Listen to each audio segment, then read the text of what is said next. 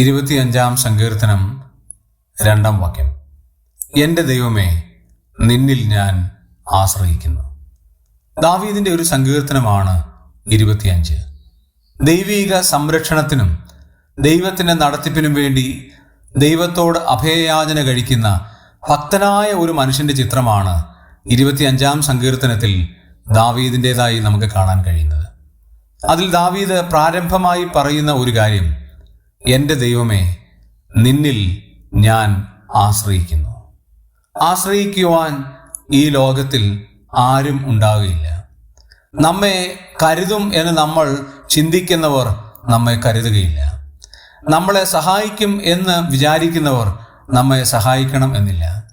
നമ്മളോട് അനുകമ്പ കാട്ടും എന്ന് നമ്മൾ വിചാരിക്കുന്നവർ നമ്മളോട് അനുകമ്പ കാട്ടണമെന്നില്ല.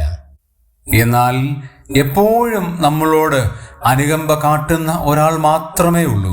അത് സർവശക്തനായ ദൈവമാണ്. ആ ദൈവത്തിൽ നമ്മൾ ഒന്ന് ആശ്രയിക്കുകയാണെങ്കിൽ, ആ ദൈവത്തോട് നമ്മുടെ പ്രശ്നങ്ങൾ നമ്മൾ പറയുകയാണെങ്കിൽ, ആ പ്രശ്നത്തിന് ശാശ്വതമായ പരിഹാരം ഉണ്ടാകുവാനിടയാകും.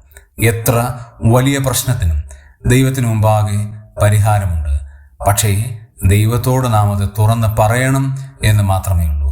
ആകയാൽ നമ്മുടെയും ആശ്രയം യഹോവയിലായിരിക്കാം.